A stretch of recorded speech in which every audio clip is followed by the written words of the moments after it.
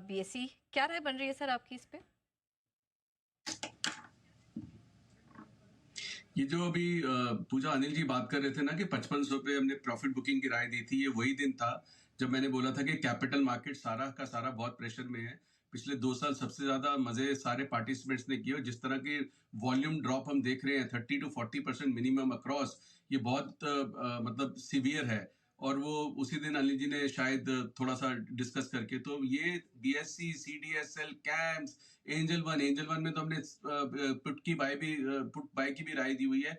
ये सारे के सारे स्टॉक्स पूजा बहुत ही मतलब प्रिकेरियसली पॉइज्ड हैं। इसकी अभी हम जिस तरह की कई बार डेटा की बात करते हैं, लेकिन मैं इस इंडस्ट्री में हूं तो थोड़ा सा मतलब शायद थोड़ा सा एक्स्ट्रा बता सकता हूं या शेयर कर सकता हूं, शायद सब ना करें, कि मतलब फरवरी मंथ शायद पिछले 5-6 साल में कैपिटल मार्केट की हिस्ट्री में one of the worst months होगा Pooja, one of the worst months in the history of capital market. मतलब हम कोविड की बात करते हैं, कोविड में शायद स्टॉक के प्राइसेस कम थे, लेकिन एज ब्रोकरेजेस सब बिजी थे, कैपिटल मार्केट के सब लोग बिजी थे, कोई लोग बेच रहे थे, कोई लोगों को अपॉर्चुनिटी दिख रही थी, ऑप्शन मार्केट बहुत ही वाइब्रेंट थी, 500-500, 700-700 रुपए के ऑप्शन के भाव होते थे। कोडिंग के कोविड के क्रैश में लोग बहुत नए नए लोग लेके आए, तो I mean industry wise Covid में कोई प्रॉब्लम नहीं थी। जो इस वक्त जो जिस तरह का मैग्नीट्यूड हुआ है ना, सो पूजा आई मीन नो लेवल। देखिए अब 3 क्वेश्चंस का हमें आंसर देना है, मतलब क्वेश्चंस है हमारे पास। कितना गिरेगा, मैं बीएससी की बात नहीं कर रहा हूँ, टोटल मार्केट की बात कर रहा हूँ।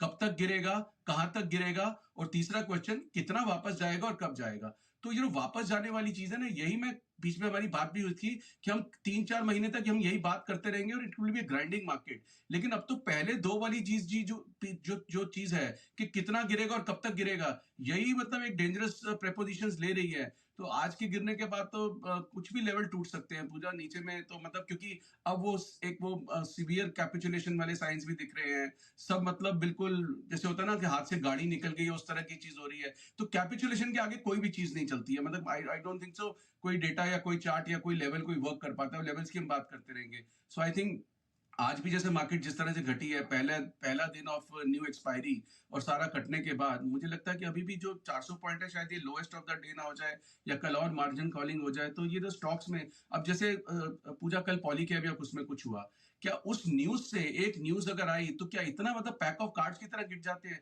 आप ये समझिए कि जो हाई बीटा स्टॉक है, जो high price high beta stock है, they are itching to go down, they are itching to go down, they just need some reason. तो इन सब से बहुत ज्यादा बच के रहना चाहिए, क्योंकि नहीं तो डैमेज इतना सीवियर हो रहा है कि आप और मेरे कंट्रोल से बाहर है। तो ये तीनों आंसर, कहां तक गिरेगा, कितना गिरेगा, वो भी हो जाएगा, रुक भी जाएगा, क्या हम वापस बढ़ जाएंगे, वो एक बहुत बड़ा क्वेश्चन मार्क है। एक और चीज होती है पूजा, एक there is a term called recency बायस।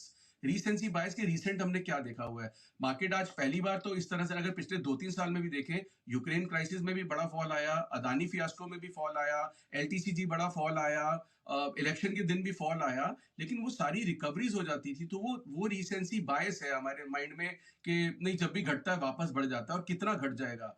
इस बार जो मैग्नीट्यूड है उसने, मैग्नीट्यूड जिसकी मैं बार बार बात करता हूँ, उस मैग्नीट्यूड ने अपना इफेक्ट दिखाया है। अब इफेक्ट तक कहां तक जाएगा, ऑनेस्टली पूजा बहुत कहना मुश्किल है। ये तो आप जितना बच सकते हैं, मतलब सबके लिए वो ये रिस्क मैनेजमेंट वाली बात तो है। आप जो कह रहे हो वो पॉइंट सही भी है, क्योंकि पिछली बार कोविड के ले लो या इलेक्शन का ले लो या जो भी चीज़ पे ले लो जिसमें फॉल आया, पहले बढ़ जाता था। और तब बढ़ने का आशु जी एक रीज़न भी ये होता था कि आपको कारण पता है क्यों गिर रहे हैं। इस बार ऑनेस्टली कोई ऐसा बड़ा कारण, इतना ऑब्वियस कारण नहीं हुआ है जिसकी वजह से 20-15% इंडेक्स गिर जाए, 40-40, 35%, 30% आपके mid cap small cap index नीचे आ जाए। तो इस बार मतलब एक तो कोविड है तो सबको पता है कि कोविड पूरी दुनिया में छा गया। बजट खराब आया तो सबको पता है बजट खराब है, या इलेक्शन का रिजल्ट खराब आया तो आपको लगता है इलेक्शन का रिजल्ट वैसे नहीं आया। तो आपको गिरने का रीजन पता हो ना, तो आपको मालूम भी है कि इस रीजन पे कितना गिरना है। अब यहाँ तो रीजन भी नहीं पता। अब एफ बेच रहे हैं, ऑब्वियस रीजन एक ही दिखता है। अब एफ के बेचने के 25 कारण हो सकते हैं। तो ये भी एक जगह, एक कैपिटलाइजेशन की जो बात आपने की आशु जी, उस पर भी एक बार मैं जरा राय लेना चाहता हूँ विकास जी से। विकास जी,